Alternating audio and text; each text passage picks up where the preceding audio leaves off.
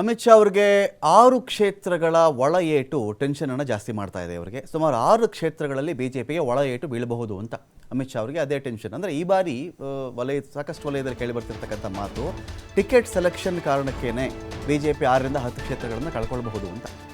Ticket ಸೆಲೆಕ್ಷನ್ನೇ wrong ಆಗಿಬಿಟ್ಟಿದೆ ಈ ಬಾರಿ. ಅನೇಕ ಕಡೆ ಯಾರಿಗೆಲ್ಲ ಕೊಡಬಾರ್ದು ಅಂತ ಜನ ಹೇಳ್ತಾ ಇದ್ರು, ಅವ್ರಿಗೆ ಟಿಕೆಟನ್ನು ಕೊಟ್ಟಿದ್ದಾರೆ ಅಂತ ಹೇಳಿ ಬೇರೆಯವರು ಮಾತಾಡೋದು ಬಿಟ್ಬಿಡಿ. ಬೇರೆ ಪಾರ್ಟಿಯವರು ಅವರದ್ದೇ ಪಾರ್ಟಿ ಒಳಗಡೆನೆ ಈ ಚರ್ಚೆ ಇದೆ. ಅವರದ್ದೇ ಪಾರ್ಟಿಯಲ್ಲಿ ಅನೇಕ ಕ್ಷೇತ್ರಗಳು ಹೇಳ್ತಾ ಬರಬಹುದು.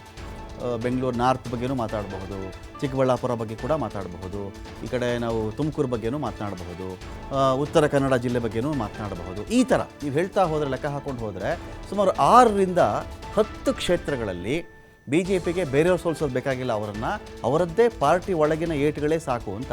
ಇದರಲ್ಲಿಯೂ 6 ಕ್ಷೇತ್ರಗಳ ಬಗ್ಗೆ ಅಂತೂ ಅಮಿತ್ ಶಾ ಅವರಿಗೆ ಟೆನ್ಷನ್ ಜಾಸ್ತಿ ಆಗಿದೆ. ಅಮಿತ್ ಶಾ ಅವರ ಸೂಚನೆ ಮೇರೆಗೆ 6 ಕ್ಷೇತ್ರಗಳ ರೆಬೆಲ್ ನಾಯಕರು ಯಾರ್ಯಾರಿದ್ದಾರೋ ಅವ್ರನ್ನ ಸಭೆಗೆ ಕರೆಯಲಾಗಿದೆ. ಅಮಿತ್ ಶಾ ಅವರ ಕೈ ತಲುಪಿದೆ ಉಸ್ತುವಾರಿ ರಾಧಾ ಮೋಹನ್ ದಾಸ್ ಅವರು ಕೊಟ್ಟಿರ್ತಕ್ಕಂಥ ವರದಿ. ಈ ವರದಿಯಲ್ಲಿ ಏನಿದೆ ಅಂತ ಹೇಳಿದ್ರೆ ಸಾಕಷ್ಟು ಆಘಾತ ಇದೆ. ಇಲ್ಲಿ ಮೊದಲ ಹಂತದ ನೋಡಿ, ಇಲ್ಲಿ ಫಸ್ಟ್ ಸ್ಟೇಜಲ್ಲೇ 14 ಕ್ಷೇತ್ರಕ್ಕೆ ಆಗುತ್ತಲ್ವೇನಪ್ಪ ಚುನಾವಣೆ. 14 ಕ್ಷೇತ್ರಗಳಿಗೆ ಮೊದಲಾಗುತ್ತೆ ಕರ್ನಾಟಕದಲ್ಲಿ. 14ರಲ್ಲೇ 6ಕ್ಕೆ ಏಟು, 6 ಪಕ್ಕಾ ಒಳ ಏಟು ಬಿದ್ದೇ ಬೀಳುತ್ತೆ. ಇಲ್ಲಿ ಟಿಕೆಟ್ ಯಾರ್ಯಾರು ಕ್ಯಾಂಡಿಡೇಟ್ ಪಡ್ಕೊಂಡಿದ್ದಾರೋ ಅವ್ರಿಗೆ ಈ ಒಂದು ವಿಚಾರದಲ್ಲಿ ಸಮಾಧಾನ ಇಲ್ಲ.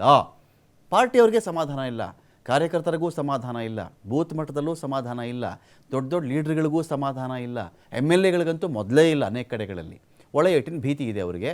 ಖಾಸಗಿ ಹೋಟೆಲ್ನಲ್ಲಿ ಮಧ್ಯಾಹ್ನ 3 ಗಂಟೆಗೆ ಮೀಟಿಂಗ್ ಕರೆದಿದ್ದಾರೆ ಅಮಿತ್ ಶಾ ಅವರು, ಬನ್ನಿ ಮಾತಾಡೋಣ ಅಂತ. ನೋಡಿ, ನಾನು ಹೇಳ್ತಾ ಇದ್ದೆ ಆಗಲೇ, ಚಿಕ್ಕಬಳ್ಳಾಪುರ, ತುಮಕೂರು, ಚಿತ್ರದುರ್ಗ ನಾರಾಯಣ ಸ್ವಾಮಿ ಅವರ ಸ್ಟ್ರಾಂಗ್ ಹೋಲ್ಡ್ ಇತ್ತಲ್ಲಿ, ಅಲ್ಲಿ ತಂದು ಕಾರಜೋಳ ಅವ್ರನ್ನ ಹಾಕ್ಬಿಟ್ಟಿದ್ದಾರೆ. ಹಾಗಾಗಿ ದುರ್ಗದಲ್ಲಿ ಹೊಡೆತ ಬೀಳುತ್ತೆ. ತುಮಕೂರು ಸೋಮಣ್ಣ, ಈ ಕಡೆ ಅವರು ಮೈಸೂರು ಚಾಮರಾಜನಗರ ಅಂತ ಅಂದುಕೊಂಡು ಕಳೆದ ಬಾರಿ ಅವಾಗ ಅಲ್ಲಿ ಹೊಡೆತ ತಿಂದರು. ಈ ಬಾರಿ ತುಮಕೂರಲ್ಲೂ ಸೋಮಣ್ಣ ಹೊಡೆತ ತಿಂತಾರೆ ಅಂತ ಮಾತಾಡ್ತಾ ಇದ್ದಾರೆ ಆ ಭಾಗದ ನಾಯಕರುಗಳು. ದುರ್ಗದಲ್ಲೂ ಇದೇ ಕಥೆ. ದಾವಣಗೆರೆ ಯಾಕೆ ಅವರು ಟಿಕೆಟ್ ಕೊಟ್ರಿ, ಕೊಡಬಾರ್ದಾಗಿತ್ತು, ಆ ಚರ್ಚೆ ಇದೆ. ಬೀದರ್ ಬಗ್ಗೆನೂ ಇದೇ ಮಾತಿದೆ. ಇನ್ನು ಬೆಳಗಾವಿ ಜಿಲ್ಲಾ ನಾಯಕರದಂತೂ ಹೇಳೋದೇ ಬೇಕಾಗಿಲ್ಲ. ಆ ಮಟ್ಟದ ಒಂದು BJP ಒಳಬಂಡಾಯ ಬೆಳಗಾವಿಯಲ್ಲಿ BJP ಕ್ಯಾಂಡಿಡೇಟ್ಗಳನ್ನು ಸೋಲಿಸುತ್ತೆ ಅಂತ ಮಾತಿದೆ. ಹಾಗಾಗಿ ಅವರೆಲ್ಲರನ್ನೂ ಕರೆದು 1-to-1 ಮೀಟಿಂಗನ್ನು ಮಾಡ್ಕೊಂಡು ಸಮಾಧಾನ ಮಾಡ್ತಕ್ಕಂಥ ಕೆಲಸಕ್ಕೆ ಅಮಿತ್ ಶಾ ಕೈ ಹಾಕ್ತಾ ಇದ್ದಾರೆ. ಅಸಮಾಧಾನ ಏನಿದೆಯೋ ಅದನ್ನು ಸೈಡಿಗೆ ಇಟ್ಟುಬಿಡಿ, ಅಭ್ಯರ್ಥಿಗಳನ್ನು ಗೆಲ್ಲಿಸಿ ಎನ್ನುವ ಸೂಚನೆಯನ್ನು ಕೂಡ ಇದೀಗ ಅಮಿತ್ ಶಾ ಅವರು ಕೊಡಬಹುದು. ಈಗ ಯಾವ ಕ್ಷೇತ್ರದ ರೆಬೆಲ್ ನಾಯಕರ ಮೀಟಿಂಗ್ ಇದೆ ಚೆಕ್ ಮಾಡ್ತಾ ಬಂದರೆ, ಚಿಕ್ಕಬಳ್ಳಾಪುರ ಸುಧಾಕರ್ ಅವರಿಗೆ ಟಿಕೆಟ್ ಹೋದ ಮೇಲೆ ವಿಶ್ವನಾಥ್ ಅವರು ಸಹಜವಾಗಿ ಮುನಿಸ್ಕೊಂಡಿದ್ದಾರೆ. ಅವರಲ್ಲಿ ರೆಬೆಲ್ಲು. ನಾವೇನು ಸುಧಾಕರ್ ಹೆಸರು ಹೇಳಿ ವೋಟ್ ಕೇಳಲ್ಲ, ಸುಧಾಕರ್ ಹೆಸರು ಹೇಳಿ ಏನಾದರೂ ವೋಟ್ ಕೇಳಿದ್ರೆ ಅದೇ ದೊಡ್ಡ ಮೈನಸ್ಸು. ಅಪ್ಪಿತಪ್ಪಿ ನಾವು ಕೇಳಿದ್ರೆ ನಾವು ಅಲ್ಲಿ ಹೋಗ್ಬಿಟ್ಟು ಮೋದಿ ಹೆಸರಲ್ಲಿ ವೋಟ್ ಕೇಳ್ತೀವಿ ಅಂತ ವಿಶ್ವನಾಥ್ ಅವರು ಹೇಳಿ ಆಯಿತು. ತುಮಕೂರು ಪ್ರಬಲಾಕಾಂಕ್ಷಿ ಮಾಧುಸ್ವಾಮಿ, ಯಡಿಯೂರಪ್ಪನವರ ರೈಟ್ ಹ್ಯಾಂಡ್. ಯಡಿಯೂರಪ್ಪನವ್ರಿಗೆ ಟೀಕೆ ಬಂದರೆ ಸಾಕು, ಮಾಧುಸ್ವಾಮಿ ಎದ್ದಿಂತು ಬಿಡೋರು ಸದನದಲ್ಲಿ, ನಾನಿದ್ದೀನಿ ಯಡಿಯೂರಪ್ಪನವರೇ ಅಂಥೇಳಿ ಅಂತ. ಮಾಧುಸ್ವಾಮಿ ಅವರಿಗೆ ಈ ಬಾರಿ ಏನು ಕೇರೆ ಮಾಡಲಿಲ್ಲ BJP. ಅವ್ರನ್ನ ಹೋಗಿ ಸಮಾಧಾನ ಮಾಡ್ತಕ್ಕಂಥ ಕೆಲಸ ಆಗ್ತಾಯಿದೆ.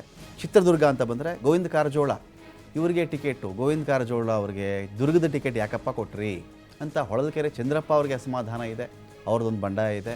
ದಾವಣಗೆರೆ ಗಾಯತ್ರಿ ಸಿದ್ದೇಶ್ವರ್ ಇವರಿಗೆ ಟಿಕೆಟ್ ಕೊಟ್ಟಿರೋ ಹಿನ್ನೆಲೆಯಲ್ಲಿ ರೇಣುಕಾಚಾರ್ಯ ಅವರಿಗೆ ಬೇಸರ ಇದೆ. ಅಲ್ಲಿ ಕರುಣಾಕರ್ ರೆಡ್ಡಿ ಅವರೊಂದಿಗೆ, ರೇಣುಕಾಚಾರ್ಯ ಅವರೊಂದಿಗೆ ಅಮಿತ್ ಶಾ ಚರ್ಚೆ ಮಾಡ್ತಾರಂತೆ.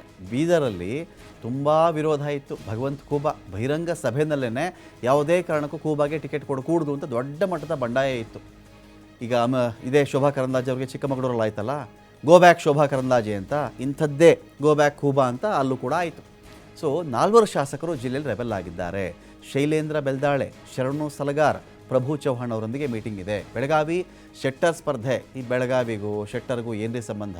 5-6 ಸಲ ಎಲ್ಲೋ ಊರಲ್ಲಿ ಗೆದ್ದುಬಿಟ್ಟು ಈಗ ಬಂದು ಬೆಳಗಾವಿಗೆ ಬಂದು ನನ್ನ ಕರ್ಮಭೂಮಿ ಅಂತ ಇದ್ದಾರಲ್ಲ ಶೆಟ್ಟರು.